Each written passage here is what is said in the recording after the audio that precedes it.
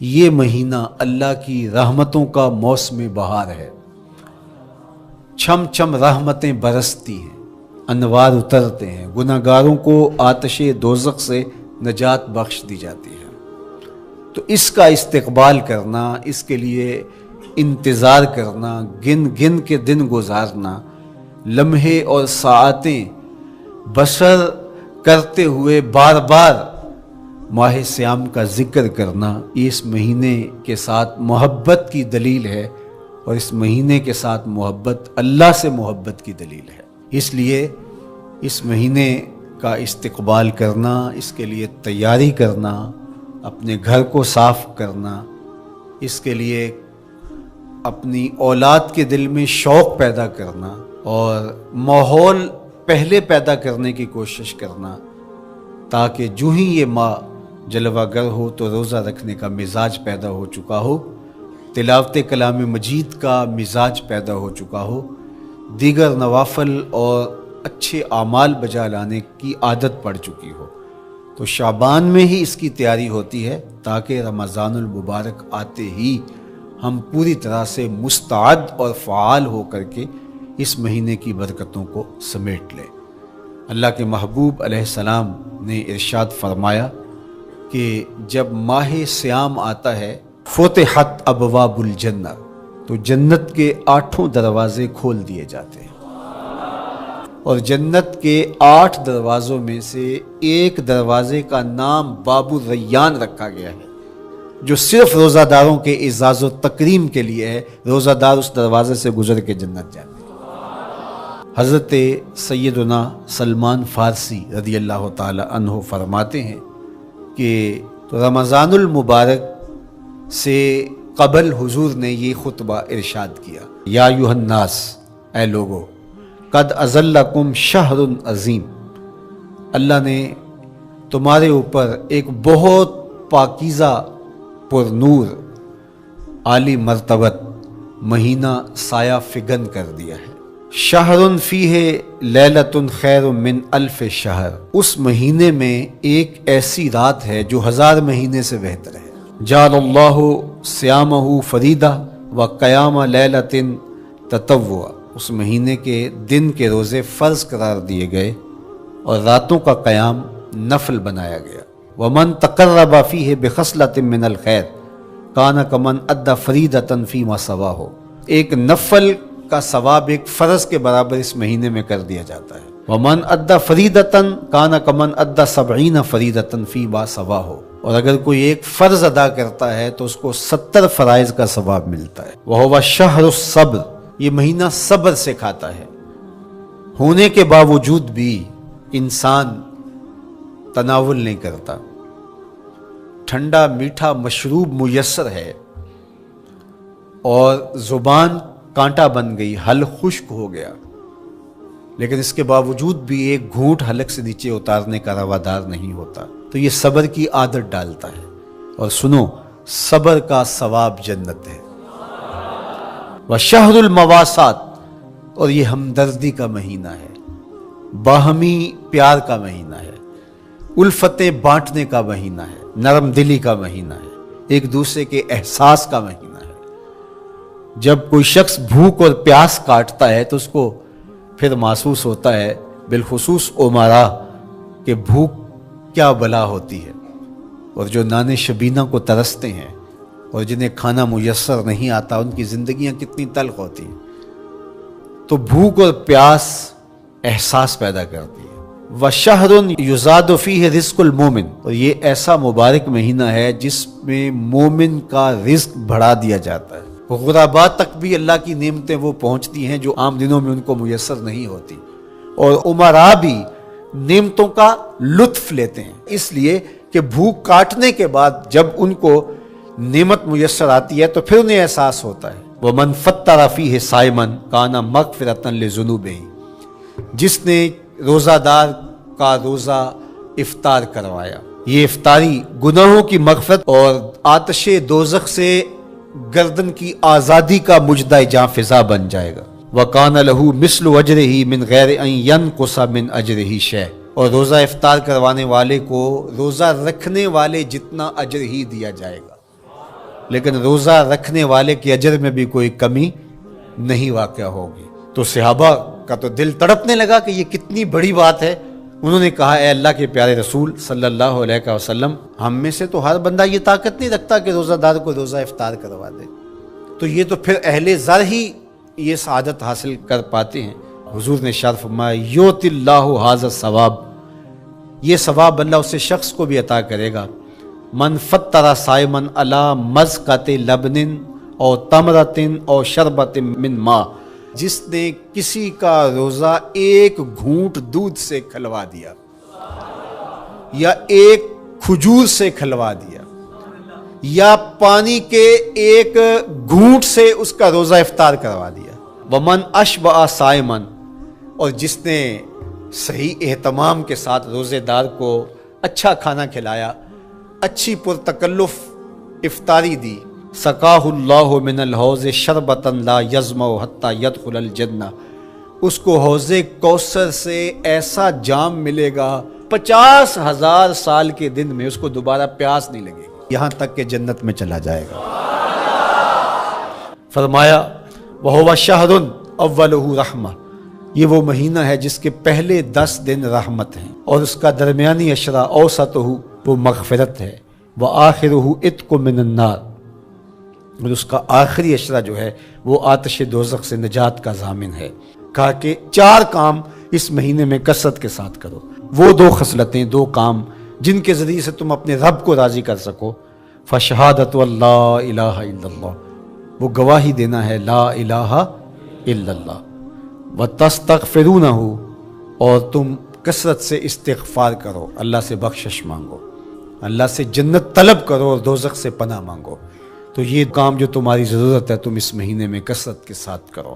روزہ فرض کیوں کیا گیا؟ سویر سے لے کر شام تک سب کچھ ہونے کے باوصف بھوک اور پیاس میں وقت گزارنا اور میسر ہونے کے باوجود ایک گھونٹ بھی حلق سے نیچے نہ اترنے دینا، آخر اس میں کیا حکمت تھی؟ تو یہ بات اچھی طرح سے ہمیں سمجھ لینی چاہیے کہ یہ صرف کھانے پینے کو ترک کر دینا ہی نہیں ہے، بلکہ ان مقاصد جلیلہ کے حصول کے لیے روزہ رکھا جاتا ہے جو مومن کی زندگی کا مقصود ہے۔ اور اگر کوئی شخص کھانا پینا تو ترک کر دیتا ہے لیکن ان امور سے نہیں رکتا جن امور سے روکنا ان روزوں کا مقصود تھا، تو اس کا روزہ نہیں کہلاتا۔ میرے اور آپ کے آقا و مولا حضور نبی رحمت صلی اللہ علیہ وآلہ وسلم نے ارشاد فرمایا من لم یدع قول الزور والعمل به فلیس للہ حاجۃ فی ان یدع طعامہ وشرابہ، جس نے جھوٹ اور اس پر عمل کرنا نہ چھوڑا، جھوٹے کام ترک نہیں کیے، اس کا بھوکا اور پیاسا رہنا اللہ کو منظور نہیں، اللہ کو کوئی ضرورت نہیں کہ وہ بھوک اور پیاس کاٹے۔ روزے میں تو ان امور سے بھی روک دیا گیا جو امور عام زندگی میں جائز تھے، جو مشروع تھے، مباح تھے، لیکن روزے میں ان جائز مباح امور سے بھی منع کر دیا گیا۔ طیب اور طاہر کھانے، خوبصورت مشروب، ان سے روک دیا گیا۔ آپ آب زمزم بھی نہیں پی سکتے جبکہ وہ متبرک پانی ہے۔ شہر مدینہ میں بیٹھ کر شہر مدینہ کی پکی ہوئی کھجوریں بھی آپ نہیں لے سکتے، اس لیے کہ آپ روزے سے ہیں۔ تو روزے میں آپ کو متبرک چیزیں کھانے سے بھی روک دیا گیا، متبرک مشروب پینے سے بھی منع کر دیا گیا۔ تو مجھے بتائیے، جو رب آپ کو متبرک مشروب اور پاکیزہ کھانوں سے بھی ایک مخصوص وقت کے لیے روک رہا ہے، تو جن امور سے عام زندگی میں شریعت اسلامیہ نے ہمیں منع کیا، ہمارے رب نے ہمیں منع کیا، تو اگر روزے کے دوران ہم وہ امور بجا لائیں تو پھر روزے کی مقصدیت حاصل نہیں ہوگی۔ تو اسی لیے فرمایا جس نے جھوٹ اور جھوٹے کام نہیں چھوڑے، اس کے بھوکا اور پیاسا رہنے کی اللہ کو کوئی ضرورت نہیں ہے۔ تو وہ یہ چاہتا ہے کہ میرے بندے ان امور سے بھی جب رک جائیں گے جن امور سے عام زندگی میں نہیں روکا گیا، تو وہ لازمی طور پہ ان امور سے رکنے کی کوشش کریں گے جن امور سے اسے منع کیا گیا ہے۔ تو جب یہ چیز انسان کا فہم، انسان کی عقل اور انسان کی خرد طے کرتی ہے تو پھر لا محالہ طور پہ رکنے کی عادت اس کے اندر تقوی کی نشأت کا ذریعہ بنتی ہے۔ آپ نے عمومی طور پہ دیکھا ہوگا کہ رمضان المبارک کا ماہ نور جب اختتام کو پہنچتا ہے، ہمارے سامنے عید کے 2-4 دن بھی یہ مشق رہتی ہے، اچانک کوئی مشروب آیا اور پینے لگے تو رک گئے، وہ کہیں ہمارا روزہ تو نہیں، لیکن پھر خیال آتا نہیں ہم روزے تو نہیں ہیں، آج تو عید کا دن ہے، تو ہم پی لیتے ہیں۔ چونکہ پورا مہینہ دن بھر ہم مشروبات سے رکے رہے اور آج بھی دن کے اجالے میں ہمیں پانی دیا گیا تو ایک دم ہمیں جھجک پیدا ہوئی، لیکن پھر ہمیں یاد آیا کہ اب روزے بیت گئے ہیں اور میں روزے سے نہیں ہوں۔ تو جو چیز جائز اور مشروع تھی، ایک وقت کے لیے اس چیز سے بھی ہم رکے تو ہماری طبیعت کے اندر یہ ملکہ پیدا ہو گیا کہ ہم اس سے رکنے کا مزاج پیدا کر لیتے ہیں۔ تو اگر ہم ان امور سے رک جاتے ہیں جن کو شریعت اسلامیہ نے منع کیا ہوا ہے، تو پھر دوبارہ جب اس کو کرنے لگتے ہیں تو پھر ہمارا ہاتھ بھی رکے گا اور پھر ہم مستقل اپنے ہاتھ کو روک سکتے ہیں کہ ہاں میاں یہ روزے میں بھی چیزیں منع تھی اور روزے کے بعد بھی یہ چیزیں ہمارے اوپر منع ہیں۔ تو ایک ملکہ پیدا ہو جائے گا ان امور منہیات سے رکنے کا، ان سے باز رہنے کا۔ تو گویا یہی تقوی ہے کہ جو اللہ جل شانہ نے ہمارے اوپر حرام کیا ہے اس سے ہم رک جائیں، جس کام کے کرنے کا حکم دیا ہے اس کام کو ہم بجا لائیں۔ جس طرح ڈھال آپ کر دیتے ہیں جنگ میں برستے ہوئے تیروں کے سامنے، تو وہ تیر ڈھال سے ٹکرا کے گر جاتے ہیں اور آپ کو نقصان نہیں پہنچتا، تو روزہ بھی آتش دوزخ سے ڈھال ہے، جہنم کی آگ سے بچانے والا ہے۔ روزے دار کو اللہ کی خاص رحمت نصیب ہوتی۔ ایک حدیث میں آتا ہے کہ روزے دار کو 2 خوشیاں نصیب ہوتی ہیں۔ ایک خوشی اسے تب ملتی ہے جب وہ روزہ کھولتا ہے، جب سارے دن کی بھوک اور پیاس کاٹنے کے بعد شام کے لمحے ہوتے ہیں اور پھر روزہ منزل تک پہنچتا ہے، تو کس مسرت اور خوشی اور سرشاری کے عالم میں روزہ دار ہوتا ہے کہ شکر ہے کہ اتنی لمبی اور اتنی سخت گرمی کے ماحول کی شدت کے باوجود اللہ تعالیٰ نے مجھے روب منزل کیا۔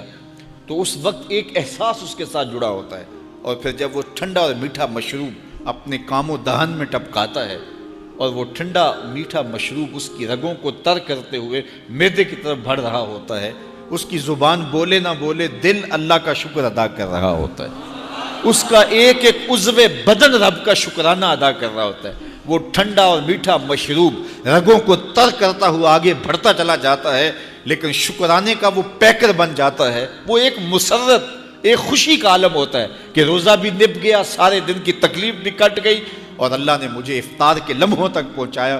فرمایا روزے دار کو ایک خوشی تب ملتی ہے جب وہ روزہ کھولتا ہے، وَفَرْحَةٌ عِنْدَ لِقَاءِ رَبِّهِ، اور دوسری خوشی روزہ دار کو تب ملے گی جب روزے کے صلے میں اللہ اپنا دیدار عطا فرمائے۔ بنی آدم کے جتنے بھی عمل ہیں 10 سے لے کر 700 گنا تک اس کا ثواب اولاد آدم کو اس کا دیا جاتا ہے۔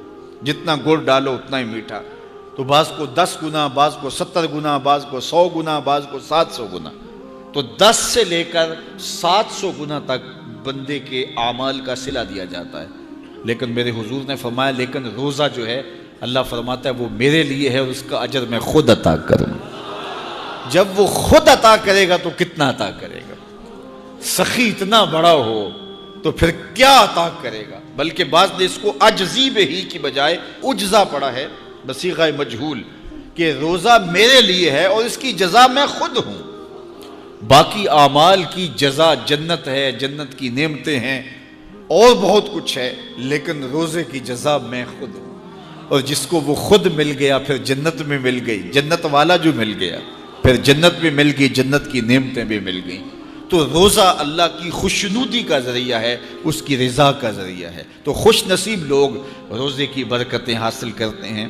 اور ایک روایت میں آتا ہے جب رمضان المبارک کا آغاز ہوتا ہے، اللہ اہل ایمان کو، اپنے بندوں کو محبت کی نظر سے دیکھتا ہے، اور اللہ جس کو محبت کی نظر سے دیکھ لے پھر اسے کبھی عذاب نہیں دے گا۔ اللہ اکبر۔ تو یہ روزہ دار کے لیے اللہ کی کرم نوازیاں ہیں، اللہ کی رحمتوں کے اجالے ہیں جو اس کے اوپر برستے ہیں۔ تو میں اور آپ اس ماہ انور کو، اس ماہ نور کو اس طرح سے گزاریں کہ ہمارے اندر کے پاپ دھل جائیں، ہماری غلاظتیں گناہوں کی مٹ جائیں، ہمارا سینہ صاف ہو جائے، ہم اہل ایمان کے لیے کشادہ دل ہو جائیں، ہمیں جو ہے وہ جھوٹ سے، تکبر سے، بخل سے، ریا سے اور دیگر امور بد سے اجتناب کرنے کی عادت پڑ جائے۔ روزہ جو سکھانا چاہتا ہے ہم وہ اس سے سیکھ لیں، اور روزے کی برکات ضبط نفس کی صورت میں ہمیں نصیب ہو جائیں، تو ہم روزے کے بعد بھی، ماہ صیام کے گزرنے کے بعد بھی ایک نئی زندگی لے کر، ایک تازگی لے کر، ایک نور و روشنی لے کر کے جو ہے وہ معاشرے کے، اسلامی معاشرت کے ایک اہم فرد کی صورت کے اندر جو ہے وہ سامنے آئیں۔ تو اللہ اس ماہ صیام کی برکتیں ہمیں نصیب فرمائے۔ ہر سال مہینہ آتا ہے، گزر جاتا ہے، ہم پورا مہینہ بھوک کاٹتے ہیں اور پھر وہاں کے وہاں ہی کھڑے رہتے ہیں، تو پھر ہمیں سوچنا چاہیے، لیکن اگر تبدیلی آتی ہے تو پھر شکریہ ادا کرنا چاہیے۔ آج کی اس تاریخ میں ہم عزم کر کے اٹھیں کہ ہمارا یہ ماہ صیام ہماری زندگی میں ایک سنگ میل ثابت ہوگا، اور ہم ایک نئے باغپن کے ساتھ، نئے عزم کے ساتھ یہ مہینہ گزاریں گے اور ضبط نفس سیکھیں گے اس مہینے سے۔ تو ویڈیو کو دوسروں تک شیئر ضرور کریں۔ جزاک اللہ۔